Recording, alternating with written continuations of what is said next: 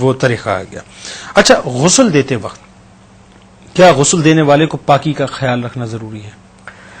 مطلب غسل یا پاکی کی نیت کرنی چاہیے؟ ہاں، یہ اگر آپ پوچھیں تو مسئلہ یہ ہوتا ہے کہ وضو اور غسل کے اندر بھی، جس طرح آپ کی خدمت میں کئی پروگرامز میں عرض کیا ہے کہ پانی خود بخود پاک کرنے والا ہے.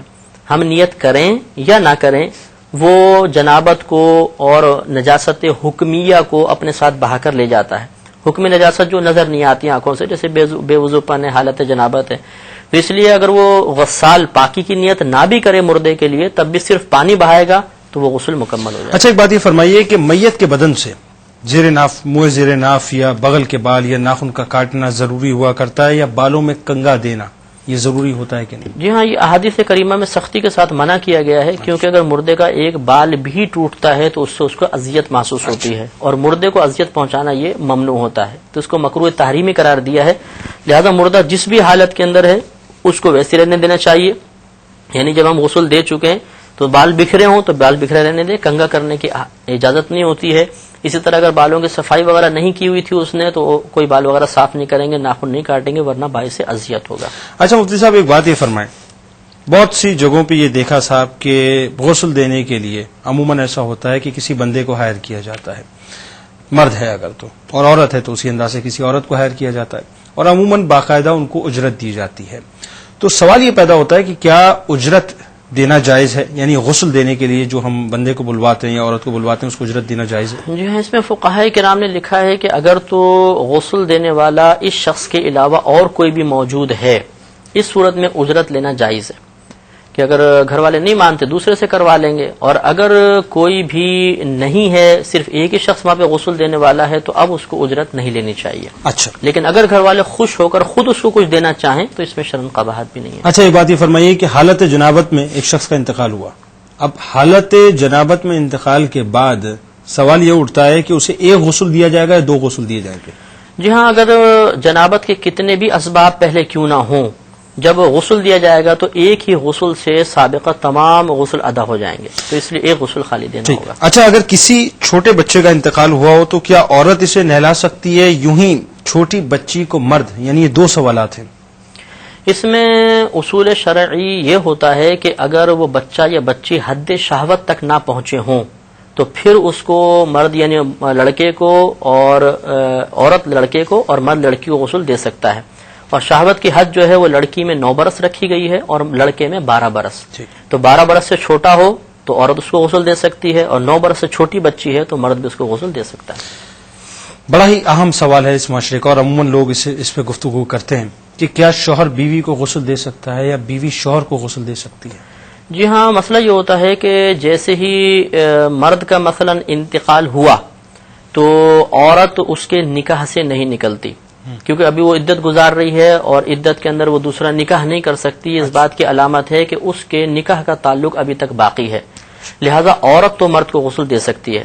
لیکن اگر عورت کا انتقال ہو جائے تو شریعت نے مرد کو نہیں روکا کہ تم دوسری شادی نہیں کر سکتے، گویا کہ اس کا مرنے کے ساتھ ہی دنیاوی حکم کے اعتبار سے نکاح ٹوٹ جاتا ہے. مرد کا جو ہے وہ ٹوٹ جاتا ہے، مرد کا ٹوٹ جاتا ہے. مرد عورت کو غسل نہیں دے سکتا، عورت کا نہیں ٹوٹتا کیونکہ وہ عدت گزار رہی ہوتی ہے دنیاوی حکم کے اعتبار سے. میں نے عرض کیا کیونکہ آخرت کے اندر یہ دونوں بحیثیت میاں بیوی کے انشاءاللہ جنت میں اکٹھے ہوں گے، لیکن دنیاوی احکام کے اعتبار سے ان کا نکاح ٹوٹ جاتا ہے. یہی وجہ ہے کہ یہ عورت اس مرد کے لیے، مرنے کے بعد عورت اس مرد کے لیے اجنبیہ ہو گئی ہے، اب یہ غسل وغیرہ نہیں دے سکتا. اچھا، ایک بات یہ فرمائے کہ اگر بالفرض ناجائز ہونے کے باوجود شوہر نے بیوی کو غسل دے دیا تو فرض ادا ہو گیا یا نہیں ہوا؟ جی ہاں، شوہر گناہگار تو ہوگا لیکن بہرحال فرض ادا ہو جائے گا، کیونکہ غسل کا مطلب ہے میت کے پورے بدن پر سے کم از کم ایک بار پانی کا بہانا، اور 3 بار سنت ہوتا ہے. اگر مرد نے کر لیا تو اس کا غسل دینا ناجائز تو تھا، لیکن جو فرض کی ریکوائرمنٹ تھی وہ پوری ہو گئی کہ پانی بہانا ضروری تھا، وہ ہو گیا تو غسل ہو جائے گا. تو صورت میں کیا شوہر گناہگار ہوگا؟ ہاں، گناہگار ہوگا کیونکہ اس کو ممنوع ہے ہاتھ لگانا. اچھا، کسی نابالغ یا کافر نے مسلمان کو غسل دیا تو وہ کیا ادا ہو جائے گا؟ جی ہاں، جیسے نابالغ کا تو آپ نے ارشاد فرمایا کہ میں نے عرض کیا کہ ہو جائے گا، اور کافر بھی اگر غسل دے گا تو ادا ہو جائے گا. اور وجہ وہی ہے کہ پانی بالذات مطہر ہے، اگر وہ مسلمان موجود ہے تو مسلمان ہی غسل دے گا. لیکن بالفرض کسی کوئی ایسا علاقہ ہے کہ جہاں پر کافر ہی ہے اور مسلمان کا اجنبی علاقے میں جا کے انتقال ہو گیا اور وہ مسلمان پر سے پورا پانی بہا دیتے ہیں تو یہ غسل کہلائے گا، کیونکہ پانی اس کو پاک کرنے والا ہے، کافر یا مسلمان کے ہونے کی کوئی تخصیص نہیں ہے۔ اچھا، ایک بڑا اہم سوال اٹھتا ہے کہ فرض کیجئے ایک مقام ہے، اس مقام پہ ایک عورت کا انتقال ہو گیا، اس پورے علاقے میں کہیں بھی کوئی ایک ایسی عورت نہیں ہے جو اس عورت کو غسل دے دے، وہاں پر مرد ہی مرد ہیں۔ اب شرع اس حوالے سے کیا کہتی ہے کہ آیا کہ کوئی مرد نکل کر اس عورت کو غسل دے سکتا ہے؟ جی ہاں، چونکہ عورت کو مرد اس کے بدن کو نہیں دیکھ سکتا، لہذا حکم یہ ہوگا کہ پہلے یہ دیکھیں گے کہ کیا ان مردوں میں عورت کا کوئی قریبی رشتہ دار ہے جس کو ہم محرم کہتے ہیں، مثلا باپ ہو، بیٹا ہو، سگا بھائی ہو۔ اگر ہے تو حکم یہ ہوگا کہ وہ بغیر کپڑا ہاتھ پہ لپیٹے اپنے ہاتھ زمین پہ مارے، اور یہ پاکی کی اب نیت کرنا لازم ہوگا، کیونکہ یہ تیمم کرائیں گے تو اس وقت پاکی کی نیت کرنی ہوگی کہ میں اس مٹی سے پاکی کا ارادہ رکھتا ہوں کہ مردہ پاک ہو جائے۔ اس کے بعد عورت کے پورے چہرے پر، ہونٹوں وغیرہ تمام پر وہ ہاتھ پھیر دے، یعنی مٹی پوری کر دے، تو یہ چہرے کا تیمم ہو گیا۔ دوبارہ ہاتھ مارے، سیدھے ہاتھ کے اوپر پھیرے، پھر الٹے ہاتھ کے اوپر پورے اچھی طریقے سے ان گھائیوں کے اندر، ناخنوں کے اوپر اچھی طریقے سے پورے ہاتھ پہ کر دے، یہ مسح ہو گیا، کافی ہے۔ ٹھیک، اور سوری، اگر یہ محرم کا ہے، اور اگر غیر محرم ہو بالفرض ان مردوں کے اندر، تو ان کے لیے حکم یہ ہوتا ہے کہ وہ کپڑا لپیٹیں پہلے ہاتھ پر، دونوں ہاتھوں پہ، اور پھر وہی تیمم کروائیں گے۔ فرق یہ ہوگا کہ محرم کو کپڑا لپیٹنے کی ضرورت نہیں ہے، اور غیر محرم جو ہیں، اجنبی مرد جو ہیں، وہ بھی تیمم کرائیں گے لیکن کپڑا لپیٹ کے۔ اچھا، ایک بات فرمائیے کہ اس کے برعکس فرض کیجئے کہ علاقے میں انتقال ہوا ایک مرد کا، اب وہاں پر تمام عورتیں ہی عورتیں ہیں، مرد وہاں پہ کوئی نہیں ہے، تو اس صورت میں پھر شرع کیا کہتی ہے کہ آیا کہ کوئی عورت اسے غسل دے سکتی ہے کہ جی ہاں، یہاں پر بھی وہی تفصیل ہوگی کہ عورتیں غسل تو نہیں دے سکتی۔ اب ان میں سے کوئی اگر محرم ہے، یعنی اس کی والدہ ہیں، بہن ہیں یا بیٹی وغیرہ ہیں، تو وہ بغیر کپڑا لپیٹے اسی طرح ان کو تیمم کرائیں گی مرد کو، اور غیر محرم عورتیں ہیں تو وہ کپڑا لپیٹ کے تیمم کرائیں گی۔ یہاں ایک صورت اور عرض کر دیتا ہوں، دونوں مسئلوں سے تعلق رکھتی ہے، کہ مثال کے طور پہ عورت کا انتقال ہوا، سارے مسلمان مرد ہیں، لیکن وہاں پر کوئی کافرہ عورت بھی موجود ہے، چاہے وہ ہندو کیوں نہ ہو، کرسچن ہو، یہودی ہو۔ اگر عورت موجود ہے تو پہلا کم عمل یہ کرنا ہوگا کہ وہ مرد اس عورت سے ریکویسٹ کریں کہ ہم تمہیں غسل کا طریقہ سکھا دیتے ہیں اور آپ ہماری اس میت کو غسل دے دیں۔ تو اگر راضی ہو جائے تو پھر مرد اس کو تیمم نہیں کرائیں گے، اب غسل ہی فرض ہوگا، وہ کافرہ کروائے گی، اور کافرہ راضی نہ ہو تو وہی تیمم والا طریقہ ہے۔ اسی طرح کا مرد کا انتقال ہوا، ساری عورتیں ہیں لیکن کافر مرد موجود ہے، تو عورتیں اس کافر مرد سے درخواست کریں گی کہ آپ ہمارے اس شخص کو غسل دے دیں، ہم تمہیں طریقہ سکھا دیتے ہیں۔ اگر مان جائے تو اب غسل فرض ہوگا، اب تیمم نہیں ہو سکتا، لیکن نہ مانے تو پھر عورتیں تیمم کرائیں گی۔ اچھا، ایک بات یہ فرمائیے کہ ایک شخص ہے، یہ بڑا عمومی کیس ہوا کرتا ہے اور عموماً واقعات ہمارے سامنے آتے ہیں کہ صاحب کوئی شخص ہے، وہ سمندر میں ڈوب کے مر گیا، دریا میں ڈوب کے مر گیا، نہر میں ڈوب کے مر گیا۔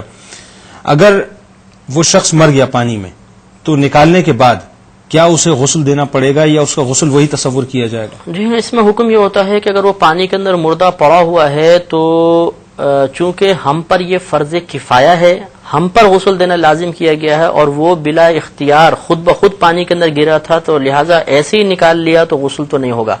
ہاں، یہ فقہائے اسلام نے لکھا ہے کہ اگر کوئی شخص اندر گیا اور غسل کی نیت سے ایک مرتبہ مردے کو پانی میں یوں کر دیا، اندر کر دے اور باہر نکال لے، تو غسل مکمل ہو جائے گا۔ اچھا، ایک بات یہ فرمائیں کہ ایسے بھی کیسز ہوتے ہیں صاحب کہ بم بلاسٹ ہو گیا، عموماً ہم دیکھتے ہیں صاحب کہ لوگوں کے پرخچے اڑ گئے، کوئی جہاز کریش ہو گیا، لوگوں کے پرخچے اڑ گئے، ٹکڑے ٹکڑے ہو گئے، اور جسم کے ٹکڑے جو ہیں وہ مختلف جگہوں پہ بکھر گئے، کچھ ٹکڑوں کو جمع کیا یا کچھ ٹکڑے ملے نہیں، دونوں صورتیں ہیں اس میں، تو اس صورت میں کیا غسل دیا جائے گا کہ نہیں دیا جائے گا جسم کے ان ٹکڑوں کو؟